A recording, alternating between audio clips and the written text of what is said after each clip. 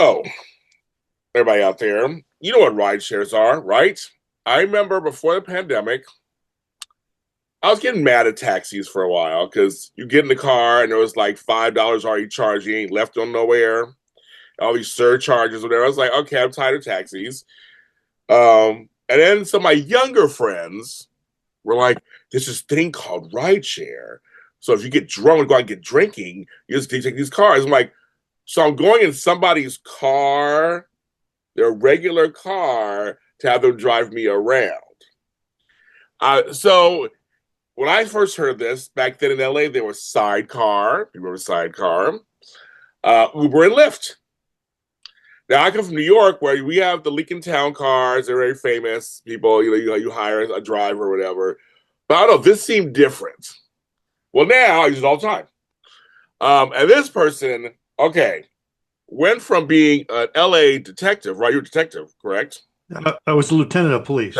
Lieutenant of police. Left the police force, decided to become a driver, which happens in LA a lot. There's a lot. You never know who your driver is.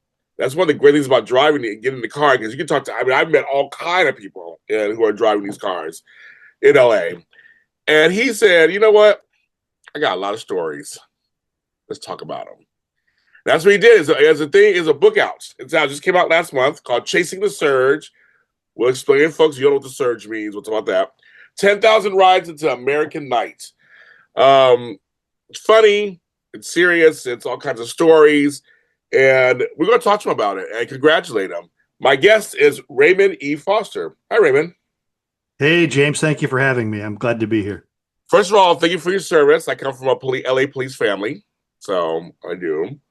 I mean, it's not an easy job. You should have everything you want. You handled all that, whatever you want. Secondly, congratulations on the book. Doing a book is You're not welcome. easy either. So before we even talk about the book itself, we gotta go back. We go back. So when did you hear about Uber and Lyft and all that when out there? Because I tell you, for me, it was right before the pandemic. But when did you learn about those kind of ride shares? Well, probably the same time that you did. I retired February, it'll be 22 years ago. So in 2004, I retired when my first book came out. Chasing the Surge is actually my ninth book. And so I heard about rideshare driving, and I just come back from a consulting gig in the Caribbean. I lived in the Caribbean for a couple of years working for the European Union. And I was looking for something else to do. And I talk about this in the book. I had these, as a kid, these ideas of the perfect job. Astronaut, jet pilot, they were at top of the list.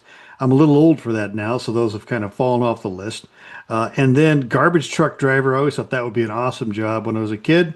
Cab driver and movie usher. And I thought that those were the movie ushers. They get to see the movies, Yeah. the cab drivers. And so the Uber thing came out, and I looked at that. I'm like, wait a minute, somebody gets into my car. They called it rideshare, and it's not rideshare. It's your car becomes a cab. Yeah. You're not sharing the ride with anybody. So, you will, as a driver, you're going to do pool rides, and pool rides are just a nightmare by definition. Oh, yeah. It's so probably the same time you did, and I bought a car specifically for the purpose, and signed up. And I didn't have the intention at that time, but after the first ride, the very first ride, it dawned on me what was going to happen and what could potentially happen with this Uber gig, and so that's where the book starts. Do you like driving? I do. Okay, so no, that's number one. Okay, do you like driving? That's number one. Like Yeah, that's I the do. thing. Because for you to go from, I mean, I'm sure you drove a lot when you were at the LAPD, but I'm just like, it's kind of like now you're saying you're retired, you're looking for something to do. Now you got like driving, especially in LA. I'm sure you got like driving. Yeah, Sure. as a matter of fact, when the pandemic cleared up around in 2021, 2022, I took a road trip and drove to Maine to see a couple of my kids and drove back. I love to drive. And so the idea of driving and after I decided what I was going to do, which was essentially, I'm a great technical writer. If you look at my other books, they're textbooks and they're technical writing. but I always wanted to write fiction. And after that first night, I realized I could go around and I could collect stories and I could teach myself to tell stories, to write dialogue, to frame a scene, and then to teach myself to write fiction. And this book I thought of as a bridge. And this book it was hard to do. It's been 10 years in the making, 5 years of driving, and 5 years of struggling with a manuscript. And so that's what you have there is the original manuscript, James, was 100,000 words. That one there's about 60. I literally cut 40% of that out of it as I began to chop away and try to learn to write in the voice I wanted. Wow. So you're saying your first 8 books were all technical books? Yes, they're all. As a matter of fact, a book came out 6 weeks prior to Chasing the Surge called The Temple Within. And The Temple Within is an exploration of Freemasonry, the philosophies of Freemasonry, because I'm also a Mason. And then I've got a leadership book, and you can see right over my shoulder there, I've got 4 of the books displayed. Yep. The other one was a textbook on technology. And so they were all, I call it technical writing, textbooks. Yeah. There's still a story, but it's not quite the same as fiction. Yeah. And I wanted to teach myself because I've already begun to write fiction. There's a series I want to write. I want to write fiction, and I needed to do it well, and I needed a way to learn to do it. I love it. Okay, so years on the force, you're like, I'm retired. You went to the Caribbean. Remember, you said you want to get so you get started. So when did you start driving? You said right when the pandemic started opening up. So No, I started driving 5 years before the pandemic started. So let's say 2015. 15. Yeah, it would have been 2015. Originally, the idea was just to gather enough stories, and then I thought, well, I can get to 1,000. Then I got a title for a book, right? 1,000 rides, and I didn't have quite an. I didn't. I began to chase the next story, right? Wow. And then I got to. Well, I'll go to 5,000, and then I'll go to 10,000, and the pandemic put a stop to the driving. I probably would still be chasing the damn stories because one was better than the next. Well, it reminds me of Taxi Cab Confessions. Folks, I'm aging myself. You guys remember that show? All that kind of stuff. Just because it's one of those things where we assume, and probably rightly so, you see and hear it all. I mean, you don't know who you're picking up where you're taking them, what's going to happen in the car, what the conversations are on the phone, what they're saying to each other, what they're saying to you. I've made friends of some of my drivers, actually. They're in the creative space. Everybody in LA is trying to make it, of course, right? So I got to know them as a driver first, and then later, now we're friends. So I'm sure we assume, and you can say this, you heard this all kind of stuff, didn't you, over these years? I did, and this. So as I wrote this, the first pass I wrote at this, the first time I wrote this, it was a collection of stories. Some of them were interesting, some of them were not, but it was disjointed. It didn't come together. The second time I wrote it, it was the same way. The third time I realized there's some Uber rants in here, ranting about what it is to be a rideshare driver. And I was at the same time wrapping up this other technical book, this other book. This is a book on philosophy, really. And it dawned on me the problem was that the rides aren't the story. The story is me. Remember when I get into this, my training, right, and nature is when you call a police officer, right, they get to a location, you're in a crisis of some kind, they figure out a solution, and then they impose that solution on you. And if you don't like the solution, they're going to make you do it anyway. They're going to, and however they make you do that, right? You can't do that as a rideshare driver, right? So you end up with a problem because there's going to be a lot of problems, and you have to learn a whole new set of skills. And the other thing is too, I started to drive very late at night because even like police work, the freaks come out at night, man. I mean, it just gets Yes, worse they and worse and worse. do. They You do. know, I say that when the lights go down, the what shines is the weirdness. And so I started driving later and later at night, which I enjoyed anyway. But then I had some advantages, and some of the advantages were this one thing you learn as a cop. You hear more by shutting up, right? And so just to let people talk. And I guess what I had to learn too was not to spin them up, not to intervene whatsoever. Let it run its course. And sometimes that started to edge towards what felt like dangerous. At other times, sometimes it wasn't going to work. But just let it run its course. You're absolutely right. And I was a silent witness in the front.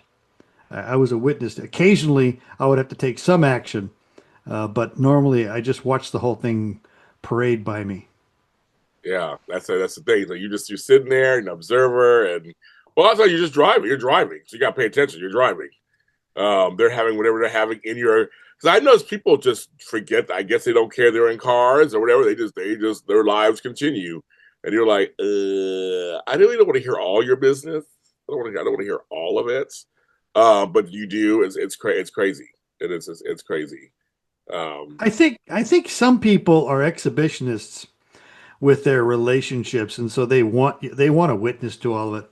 And but a large percentage of people, the driver is a piece of furniture.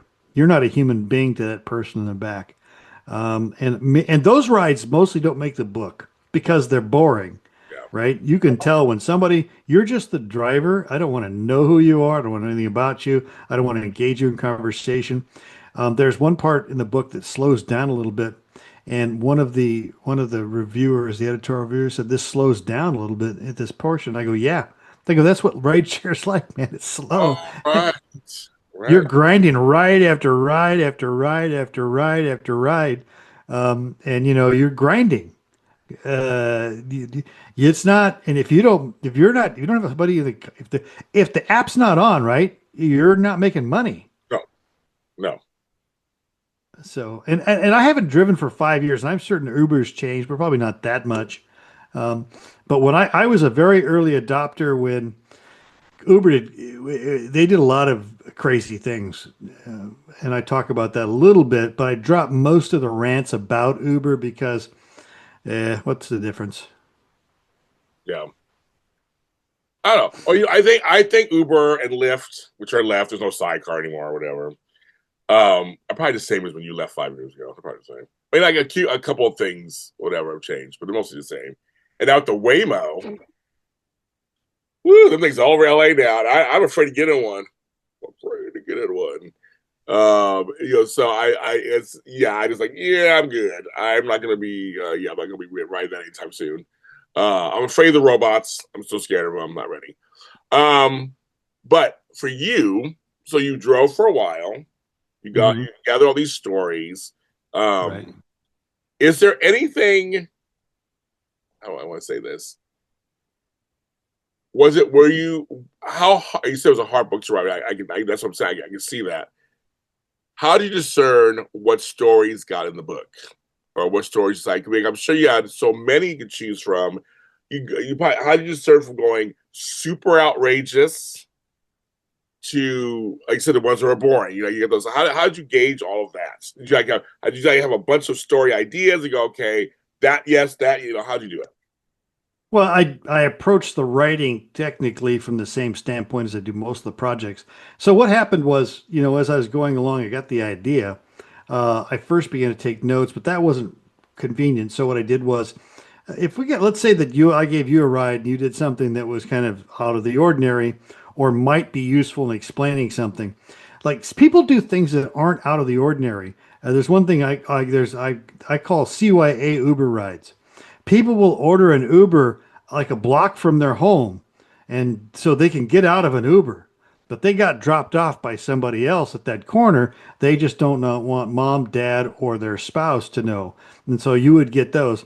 And so that kind of ride, I might use you as an example. And so what I would do is I would then, after the ride, I would record it on an app on my phone. I just would say what had just happened.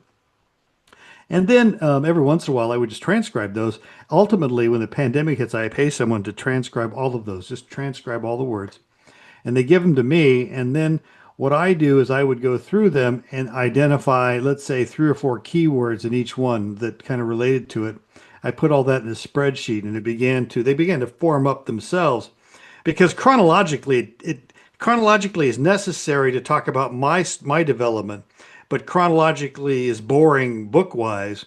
So the first story you read in the book actually happens a couple of years in, Okay. and you can tell because um, I handle that way differently than when I dial it back and say, okay, a lot happened then, but here's what happened the first time.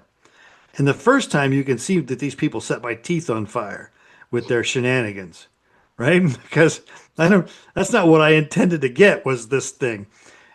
And so over time, I begin to develop, and that part of the development also takes place in the writing. Again, I chop, chop, chop, and then I have to write about myself, and then I have to become more honest because then I looked at some of these situations and I go, well, you know what? I'm partially responsible for that. I said X to a person because they were a knothead and I just could say it. Um, and so I had to be honest, that I did that. I could have done that better. Oh, I learned this.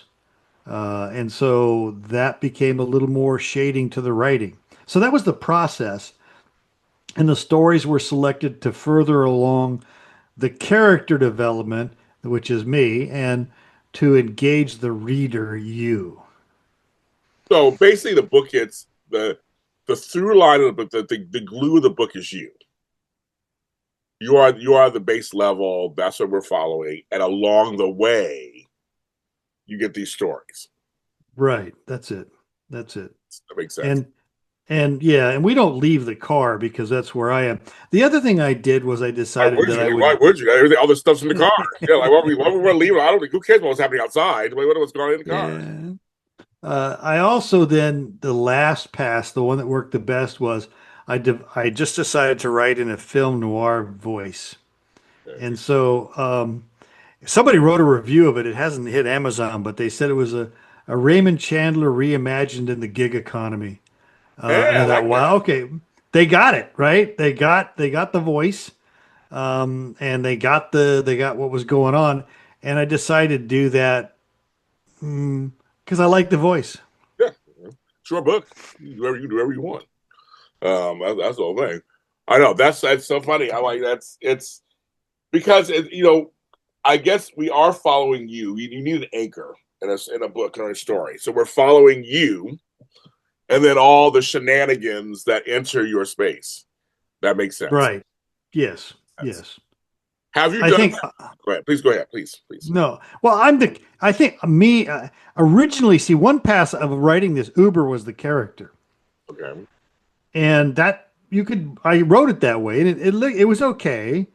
Um, I wrote one pass that was all collection of stories and tried to glue them together, but finding bridges and passages, it was just like a collection of anecdotes, and it was stupid. It was just trash.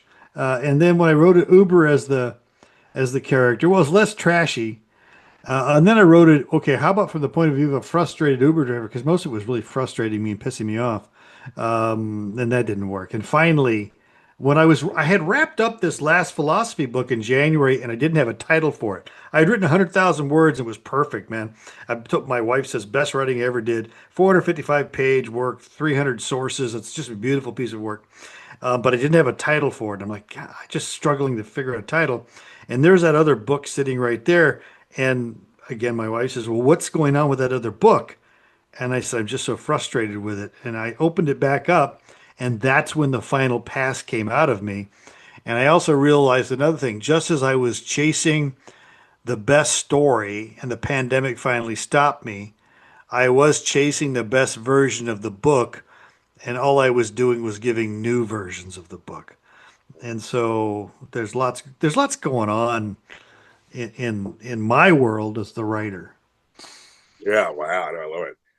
Well, you said you shaved it down from Oh yeah. 5,000.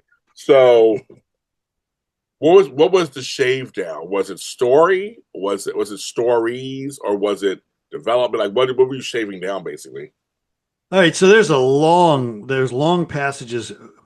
Uber at the time, and I don't know what's going on now, but at the time, as an example, I do talk about this. I was in one accident, right? Okay. And in that accident, the whole process was automated, amazingly disconnected from me, amazingly disingenuous toward me. Even the writer was kind of weird. So I'm like, the whole process, Uber just didn't care. I was just a number. And the other thing is you have to understand Uber's out, it's a disruptive technology by its nature. It's out breaking rules, Yeah. right? And at the same time, there's these other people, primarily called the police, who are enforcing rules. So you're the Uber driver and you're in this organization. So you have these rules are meeting each other and you're in the middle. And then like for a while is you had to pick up every call, otherwise they would discontinue you. Oh So you wow. had to pick up everyone no matter how far away it was. Wow. And then yeah, and then there's all kinds of things that developed over time that made you so angry. Yeah. Like it was so frustrating. If you dropped a pin, right? You dropped a pin, and you know what dropping a pin is. Yes, I You do. think the writer drops a pin in a gated community, Oh yeah. all right, Oh and yeah. they don't give you directions to get into the gate. They don't give you a phone number, nothing, right? And you No. get there, and Uber doesn't show you arriving until you become within a certain distance from the pin. So I can get to the gate, and it shows me not arriving, and the rider's inside waiting for me and getting angrier. I can't contact them. So I would do things like try to drive around the gated community to get as close as I get to the pin to try to stop it. And finally, what you would have to do is just let it expire. And of course, you take a hit in your record. These things were they were frustrating. And I'd write these long rants about this. Another one that happened that I didn't make the book, there's an airport pickup at the Ontario airport. And there's a long line and there's no parking and no stopping. And there's a police officer right there with a ticket book in his hand. And I can see the writer who's waving at me. And so I wave, I'll be right there. He walks over to the car with his luggage and wants me to stop. The police officer's looking right at me, daring me to double park in traffic. Of course. So what I do is I pull forward, and the writer when I finally get up to him because he has to walk up to me, he immediately begins to berate me. Yeah. Okay, he begins to berate me, and I look at him. Okay, you know what? I'm done with you. I said no ride, and he goes, "You can't not give me a ride. I'll give you no stars." I go, "I haven't accepted a ride, idiot. You can't not Right. grade a ride you didn't No. take. Nope. So you can f off and go back, stand back on the curb." And now I've lost it, right? Because you're an idiot. You're trying to get me a ticket, and I start the conversation. Here's what I say when I get out of the car, James. I said to him, "I'm really sorry I had to pull forward, but that cop was there with a ticket book, and he would have given me a citation for stopping. So I apologize." He All right. goes, "I don't care about that." He says, "I don't care. You should have stopped and given me." I just looked at the guy like, "Okay, never mind. No, we're done." Yeah, we're So done. I didn't. I cut that out because, well, that's a boring story. Yeah. Yeah. I know what you mean. Yeah, I know what you mean. So if it got a boredom or it was a rant about Uber, being it, cut it down. Um, and if I got too flowery with my scene sets, I cut that back too. So yeah, a lot of work on it. I took an axe to it, then I took a scalpel. Well, the thing is, if you left certain things in, it would do a kind of book. You want to do a rant book about Uber, that's something totally different, right? You want to do a book about the salacious side or anything, that's a different kind of book too. Like you could have went any direction. So I get what you're saying. You're like, I kind of want just like a collection of stories. It's about me, just following along with me, just and how these stories can probably inform your nights when you're out and about doing these rides. It informs all that. Yeah, and the chapters came together much better. One of them is "Love in the Rearview Mirror." That's the title of the chapter, and that is about some of the romantic escapades that go on within the car between the writers. Everything from people having sex in the back seat, to people wanting to have sex in the back seat, to people breaking up, literally breaking up in the car. Oh, Uh, I see that. yeah, all kinds of craziness, and I just watch. And then some of them it's about crime because people actually committed crime in the car. At one point, a guy used the Uber as the getaway Oh car. yeah, yeah, I've heard that before. Yeah. And I had to go back to the scene and explain that I was not the getaway driver, but I knew where the suspect was. Yep. Okay. So, so all these things went on, and they make for good stories. Yeah. I'm gonna ask you a series of questions. You tell me Okay. these kind of a rapid fire. And this was actually a suggestion from one of my fans. So I told you I was going to do this kind of story. They were curious. All right. Okay, so Raymond, one, as a former cop, Uh-huh. did you feel safer driving Ubers at night? I 20 years ago when I retired, 22 years ago, I started teaching at university, and I didn't take a handgun with me onto campus. Oh, Then I moved overseas and I lived in a third world country where I couldn't have a handgun. And so my CCW permit has actually been expired for about 15 years. I oh don't wow. carry a gun. Now, on the job, I was in 3 gunfights. And so, and I've said for years, it only takes one gun to have a gunfight, and don't matter who brings it. And so there have people gotten in the car with guns, and there were times where we were on the edge, but that was not. I wasn't fearful. I was excited Okay, because when you get to my age, man, I'm pushing 70 now. There's nobody's doing anything exciting anymore. that's true. Well, I'm close. So I I didn't feel unsafe, but I knew when I was unsafe. I got it. I like that. Number two, um, where'd you go pee? Oh, everywhere, man. Everybody was like, how I ask have to ask him because always realize where do they pee when they're out and about? Like, and I know some of my friends like, well, I go to Starbucks, I buy a coffee, I go pee, or I go here or 7-Eleven, or yeah. Okay, I'm gonna tell you, James, and this story didn't make the book because it's almost a rant. Okay. Um, One of my favorite things to do to go pee was hotel lobbies to walk into. Oh yeah. And what I would do is I would pull into the drive and I would get out of the car and I would walk in and I would go, "Hey, where's the lobby restroom?" They'd say it's over there. Now, and I write a long passage on how that exemplifies white privilege because as a older white guy, they presume I'm staying there. Whereas if I was 20 years old or I was a person of color, they would not do that. They would question me or they would say something You would. different. And that didn't make the book because it got too preachy, Oh, okay. but there were also lots of alleys and there were lots of, quite frankly, off of Sunset Boulevard in the McDonald's parking lot, just stepping outside the car in the dark. And Yep. I gotta go. Yep. I know Um, that one. I know where that is. Yes. so there you go. People they want me. Everybody want me to ask you that. I was like, I said, I don't know what they do. I don't know what they do out there. Um, and you already answered. You already answered another question. Was that you have been in an accident at least once, right? Yeah, one time. Yeah. So he's been in an accident, folks. Um, food. It's because you drive everywhere. Have you eaten a lot of places just because of vicinity? Like you're like, I'm here in Rialto. There's this place over here. Or I'm here in Pasadena. Like, have you eaten at a lot of places? Oh, the best part about that, about the Uber was I got to revisit.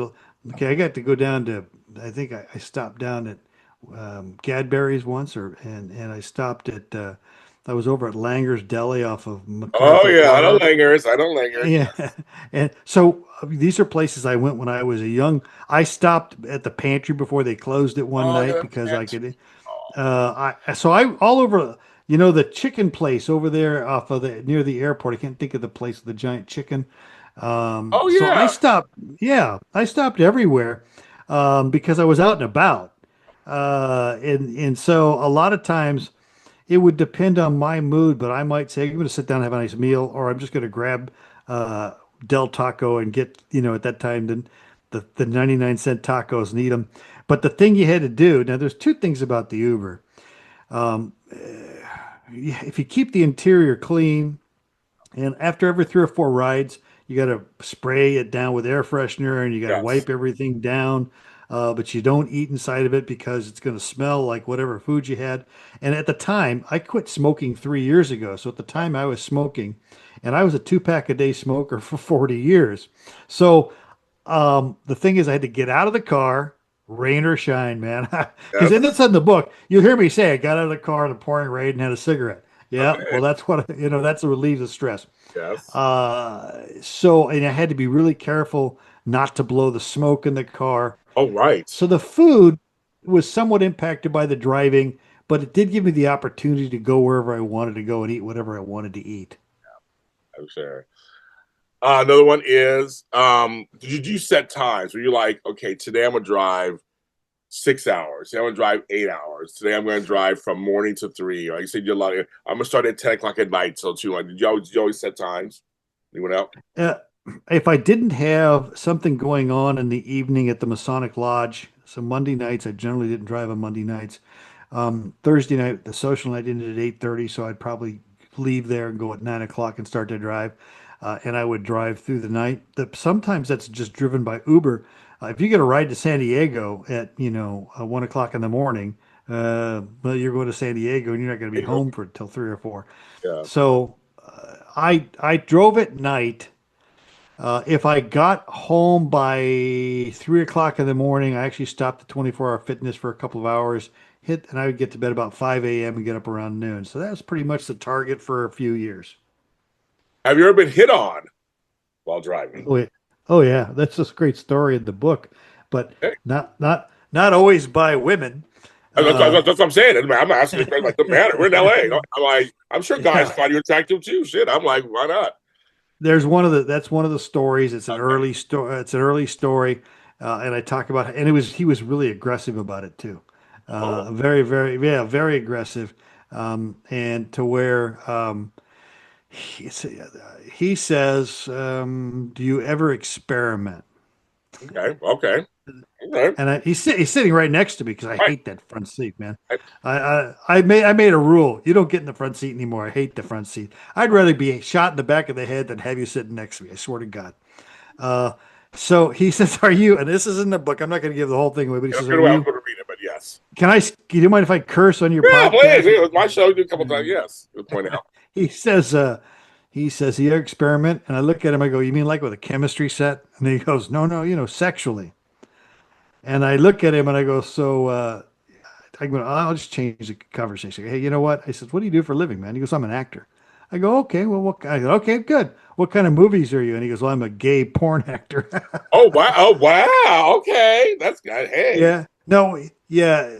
No, first he starts out with, "Hey, it's dark around here. We could pull over." Oh, And then he finally says, do you experiment?" And I say, "What do you mean like chemistry study?" He says, "No, sexually." To which I look at him and I stop the car and I turned to him and I said, "You mean like with animals?" And he just looks at me and he goes, "Those juicy cows, fucking sweet, man." He scoots back against the door and I just drive off. there you go. Doesn't say a thing for 15 minutes. And then he gets out of the car. So I turned the tables on him because he was really making me uncomfortable and, violating my personal space. And I just went right back at him. And I'm kind of known for that, quite frankly. So that came very naturally. Uh, that's the other thing about writing these. Some of the stories, some people say, "Why don't you tell cop stories?" And I'm like, well, number one, most of the stuff that happens, you're not going to believe. Oh, got it. Right. You're just not going to believe it. And Right. some of the stuff in Uber that happens is just not believable. Right. If you That too. don't, Yeah, that too. unless you understand the true depravity that human beings can sink to, you're not going to get it.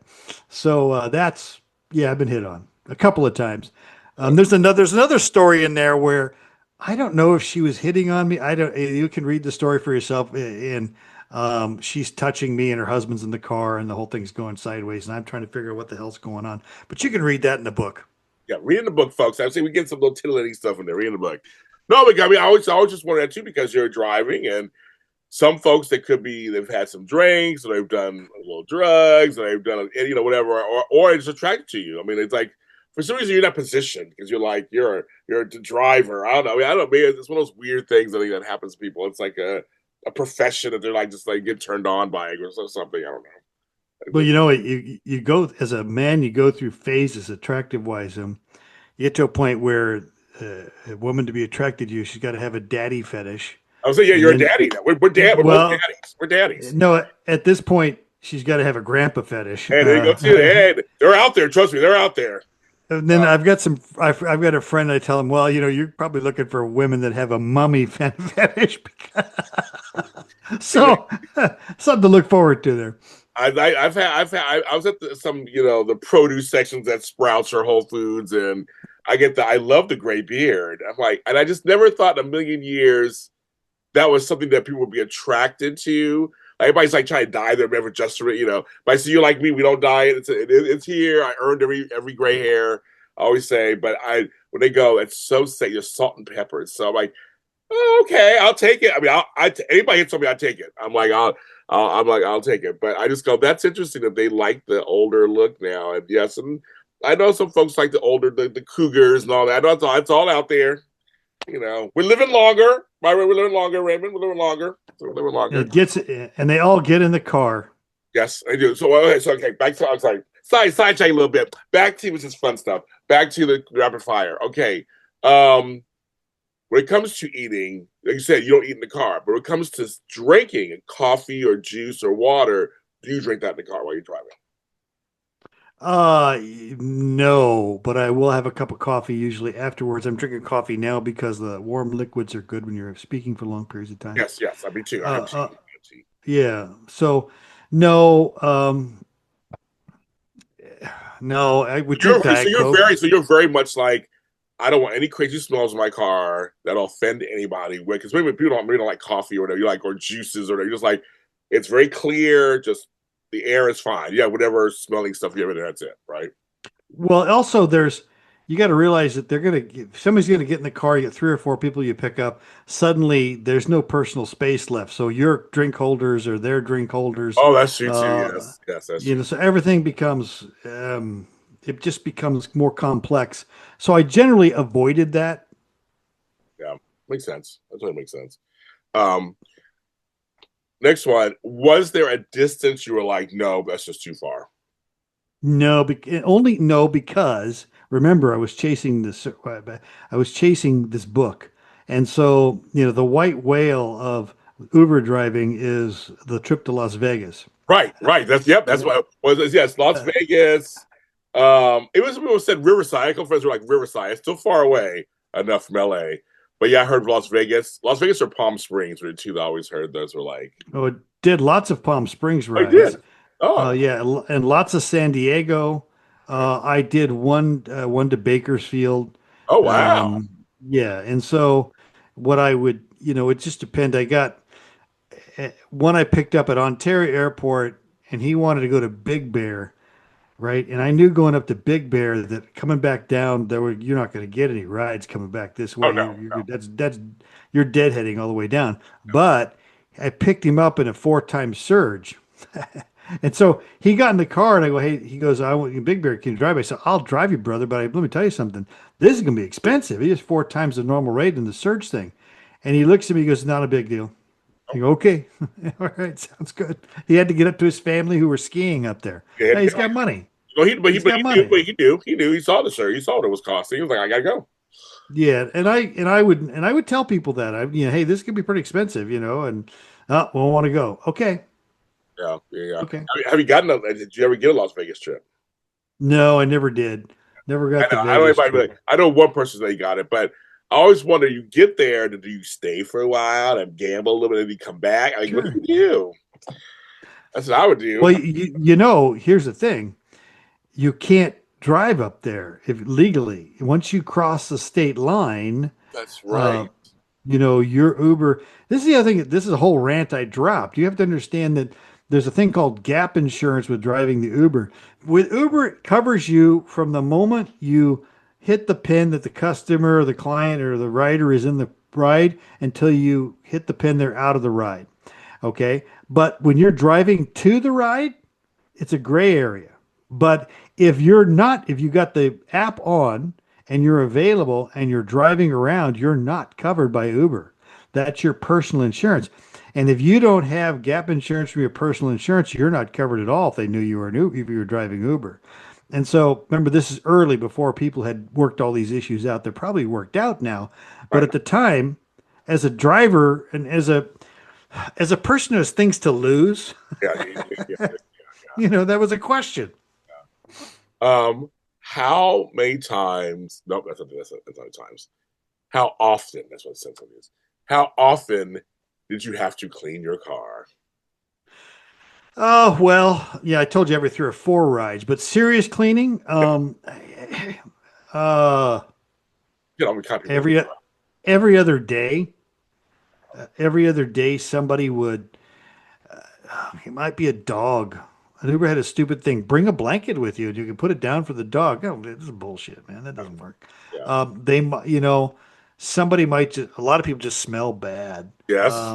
Some people Make it stick in your just car. leave.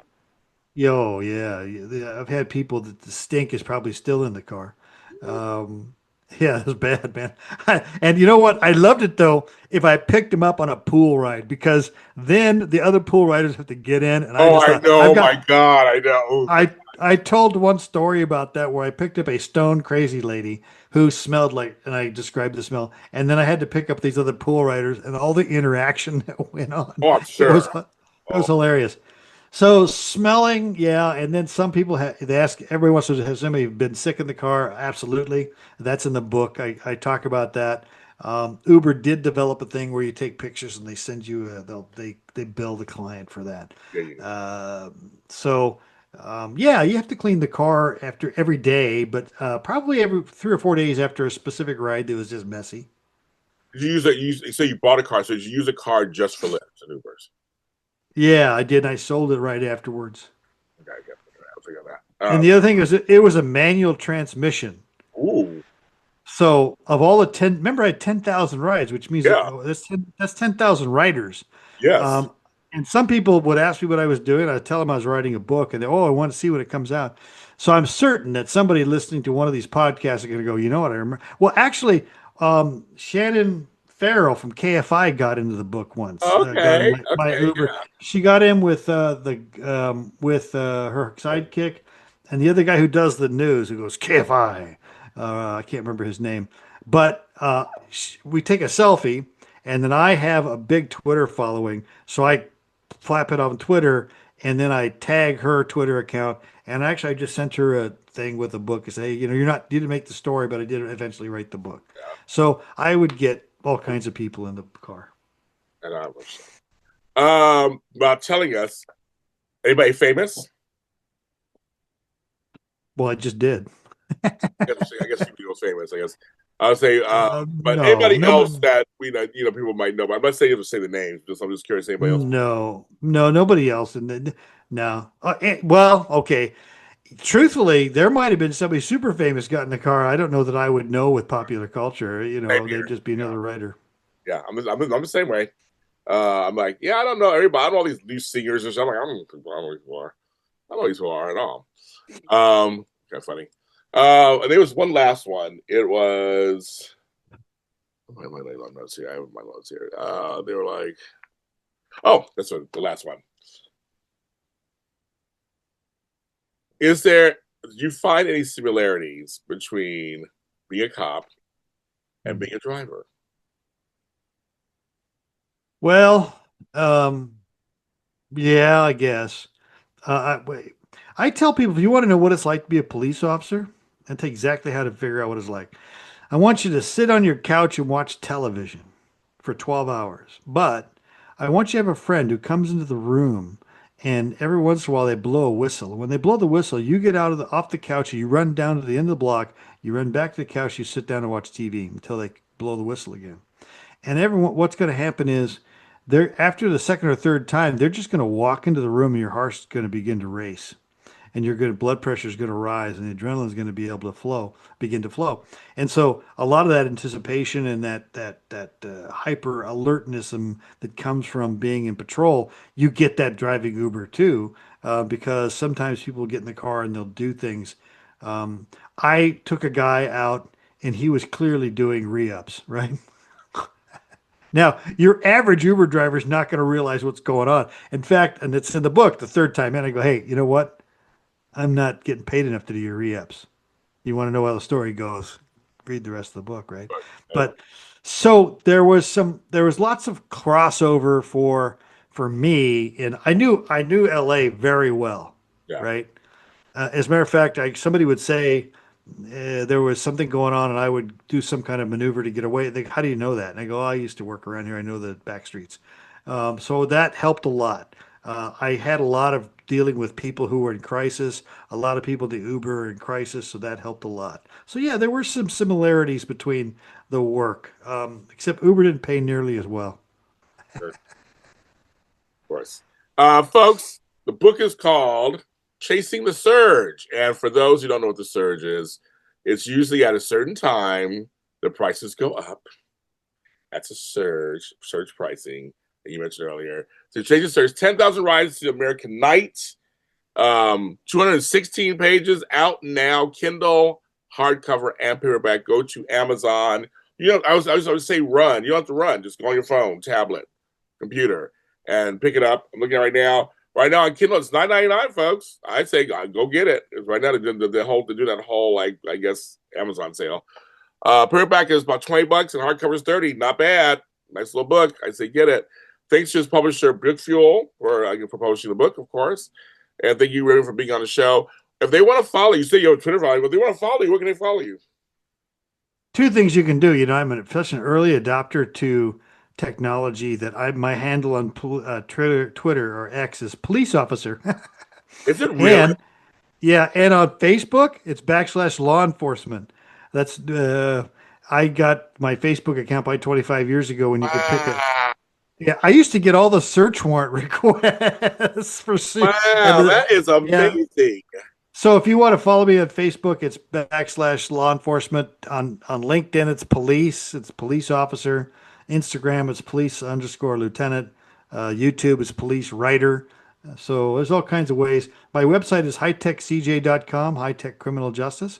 Have that for 25 or 30 years. We're morphing it into an author's site. So my blogs, contact information, and links to the books are there. Thank you so much, James. I had a great time with Yeah, you. same here. Same here. Reading. Come on, folks. We're still doing it. Books are not out of fashion. And we're seeing more and more men are reading these days. That's been a recent talk and recent talks about that. Reading handheld books, physical copies. Physical media is in right now. I go to record stores all the time still. Yeah, I buy records. I don't call them vinyl, I call them records. And there's sort of buy. So books are really important out there. And these are fun. This is fun. There's something different. It's something fun. And most of us ride share. So we know what this is like. We get on these things. So run out and get it. That's why I have them on the show. Run out and get it. Now, I'll put all the links in the description so you can get it easier than that also. This show is on audio and video. So we're everywhere you want to be. So if you want to go to the gym or walk the dog or walk the baby or walk the cat, I don't know if you're walking. You can listen to us on Apple, Audible, Spotify, iHeartRadio, Deezer. We're everywhere. Under In Between the Pages. That's In Between the Pages with James Lott Jr. There's In Between Pages out there. It's not me. It's with James Lott Jr. And that's Lott with two T's. Don't forget that. The support authors, writers, we need them. They're telling stories. This is a fun book. So I want you guys to go out there and get it. Chasing the Surge. I'm James Lott Jr. You can follow me where all James Jr.'s are sold. At James Lott Jr. on all social media platforms. I made it easy for you. Just find me at James Lott Jr. You can't help it. It's easy for you. Everyone, we're here on Thursdays. We'll see you next Thursday for another show.